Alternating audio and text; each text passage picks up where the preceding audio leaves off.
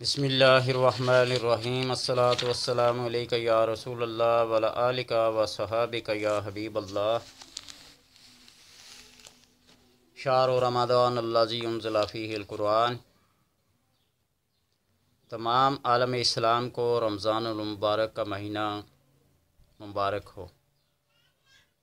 یہ مقدس ساعت، لمحات اور گھڑیاں، مقدس راتیں اللہ تبارک و تعالی اپنے نبی صلی اللہ علیہ وسلم کی امت پر خاص فضل و کرم کرتے ہوئے عنایت کی ہیں۔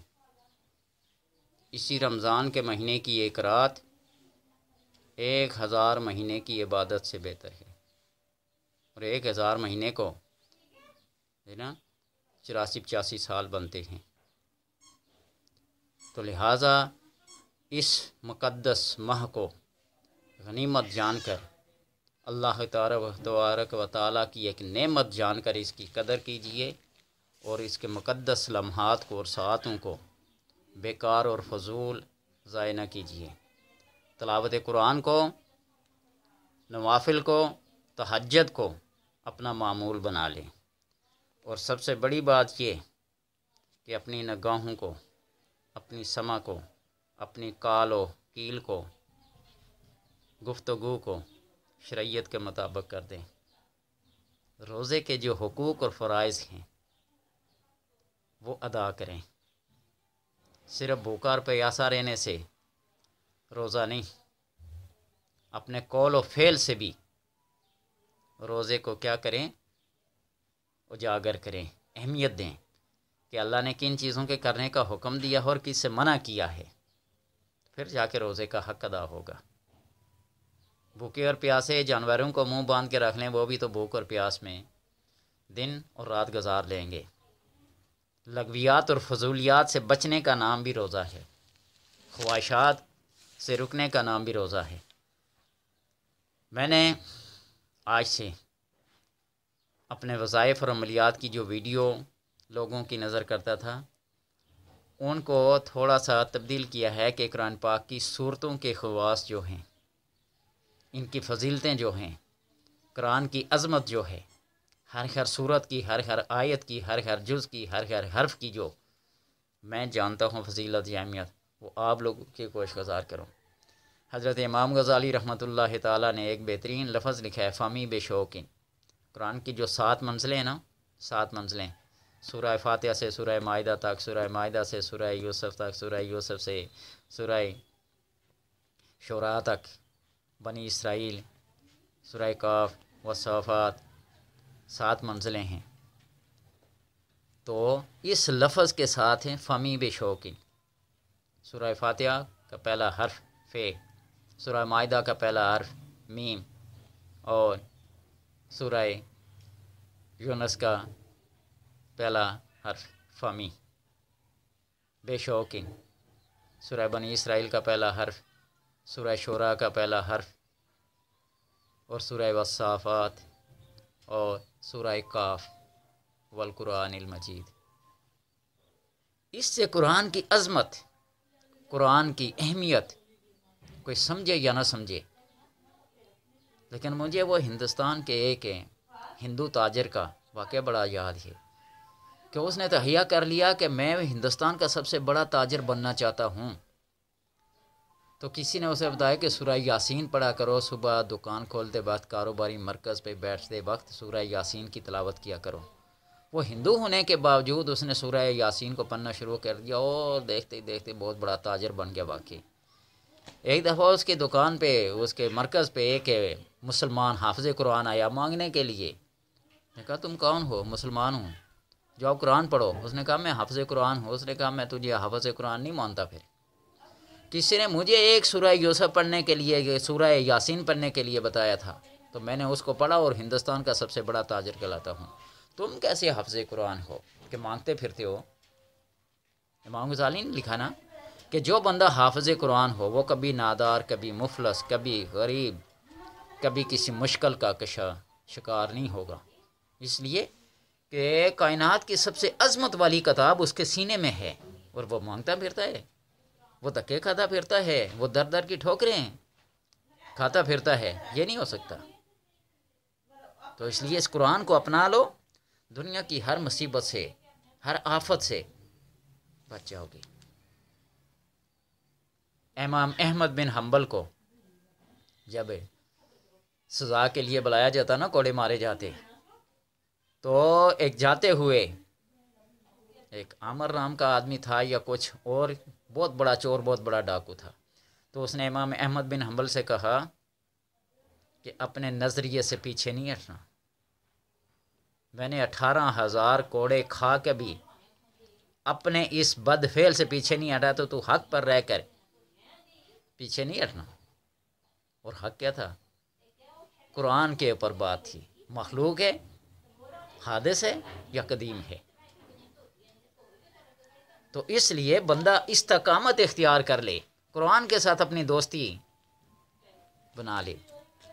اور انہی امام احمد بن حنبل کا فرمان ہے کہ مجھ سے کسی نے پوچھا کہ سب سے زیادہ قرب اللہ تبارک و تعالیٰ کا مقرب بننے کا وظیفہ کیا ہے، تو آپ نے فرمایا کہ قرآن پاک کی تلاوت، قرآن کو دیکھ کر پڑھنا۔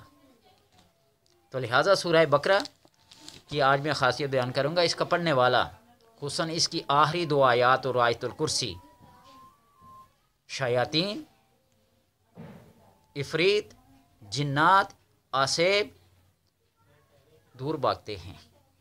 جس گھر میں سورہ بقرہ پڑھی جاتی ہے، شیاطین وہاں نہیں آتے، جنات وہاں نہیں آتے، بے برکتیاں وہاں نہیں ہوتی، نفرتیں وہاں نہیں ہوتی، لیکن ان کو پڑھنے والا ہونا۔ اور آج کے دور میں کون سا مشکل ہے؟ بندہ خود کوشش کرے، خود پڑھے، نہیں تو پڑھوا لے، کسی کو اجرت دے کر، پیسے دے کر، قیمت دے کر پڑھا لے۔ اگر نہیں تو کون سا ایسا گھر ہے جس میں آج کل آڈیو ویڈیو سسٹم موبائل میں، ٹیپ ریکارڈر میں نہیں ہے؟ موبائل کیا لے، تلاوت سنتا رہے گا، اپنے کام بھی کرتا رہے۔ تو جنات، شیاطین، عفریت اور ہر وہ شریر نفس، روح جس سے انسان کو تکلیف پہنچتی ہے، بے برکتیاں پھیلتی ہیں، وہ کیا ہو جاتی ہیں؟ بھاگ جاتی ہیں۔ اس سورہ بقرہ کو لکھ کر جو بندہ اپنے پاس رکھے، خیر و برکت حاصل ہو، کاروبار میں ترقی ہو، روحانی ترقیاں ہوں، مشکلات اور مصائب سے چھٹکارا ہو۔ اور ایک بات یہ کہ جو لکھ نہ سکتا ہو، اس کے اعداد بھی موجود ہیں۔ اس کے کل عدد 9,48,009 ہیں، 9,48,000 948,009 یہ اس کے اعداد ہیں۔ اس کا ایک نقش بنایا جاتا ہے، ذرا تعویذ لکھے جاتے ہیں، کسی پڑھے لکھے سے بنوا کے اس کو اپنے پاس رکھ لیں، تمام آفات و بلیات سے محفوظ رہیں گے، خیر برکت حاصل ہوگی۔ اور قرآن کا ایک طریقہ نہیں، دوسرا طریقہ، 1000 طریقے ہیں اس کو اپنانے کے۔ جو پڑھنا نہیں جانتا، کم از کم اس کو کھول کے ایک دفعہ ہاتھ سے تو ٹچ کر لے، اس کی زیارت کر لے۔ وہ بنی اسرائیل کا ایک آدمی گناہ گار تھا، تو رات کو کھولتا، اور تو رات میں بھی آپ صلی اللہ علیہ وسلم کا نام لکھا ہوتا تھا پرانی کتابوں میں، محمد صلی اللہ علیہ وسلم۔ اس کو نام محمد سے عشق تھا، محبت تھی، وہ روزانہ صبح اس کو کھولتا، نام محمد جہاں لکھا ہوتا اس کو چوم لیتا، اس کو دیکھ لیتا، پوری تو رات کو نہ پڑھتا۔ اللہ تبارک و تعالیٰ نے اس کو ایمان جیسی دولت سے سرفراز فرمایا۔ گندگی کے ڈھیر پہ لوگوں نے پھینک دیا، موسیٰ علیہ السلام کو حکم ہوا، اٹھا کے لے آؤ، میرا دوست ہے، عشق ہے، محبت ہے۔ اس قرآن کے ساتھ محبت رکھو، عقیدت رکھو، شوق رکھو، تو یہ تمہیں بڑی بڑی مشکلات سے کیا کر لے گی؟ بچا لے گی۔ اس کی تلاوت کرنے والا بندہ مرگی جیسے مرض سے، نسیان جیسے مرض سے، جزام کوڑ کی بیماری جیسے مرض سے کیا کرتا ہے؟ شفا حاصل کرتا ہے۔ شیاطین کتنے سرکش سے سرکش کیوں نہ ہوں، ایک آیت الکرسی ہی کافی ہے، اس کی آخری 2 آیات ہی کافی ہیں، جو امت کے لیے بطور تحفہ آئی ہیں۔